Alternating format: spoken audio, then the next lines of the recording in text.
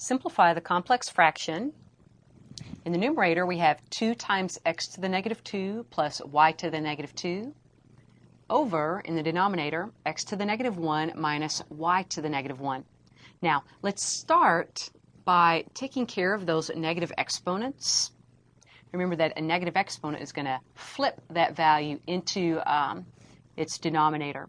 So this first term in the numerator, write as 2 over x squared.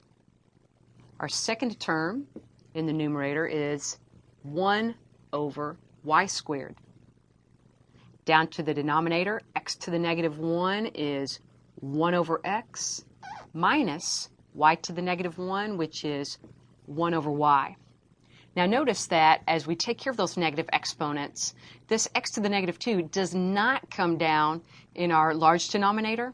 Okay? It's not under that term. Okay? Those values get added together. So leave each in its respective location.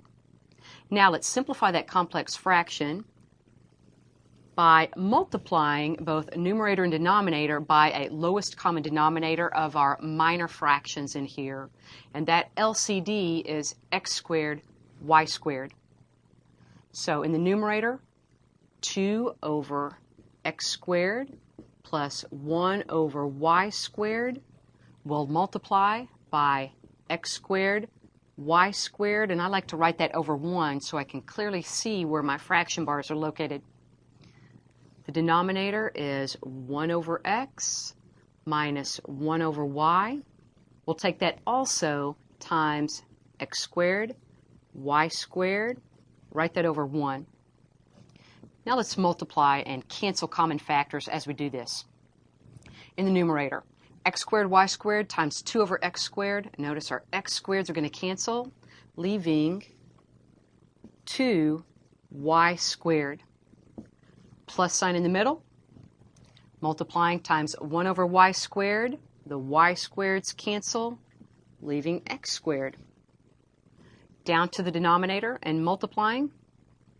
As we multiply times our first term, the x cancels, leaving x y squared, minus sign in between, x squared y squared times 1 over y. One of those y's will cancel, leaving an x squared y. So we've gotten rid of the complexity of this fraction. As a last step, we might factor things and see if we can cancel any common factors.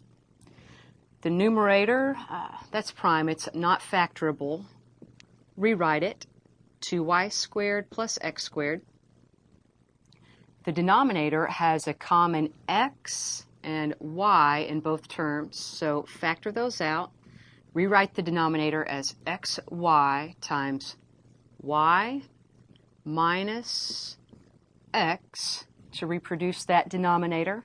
But at this point, we have no common factors. Nothing's going to cancel out, so our correct reduced form is 2y squared plus x squared over the product of xy and y minus x.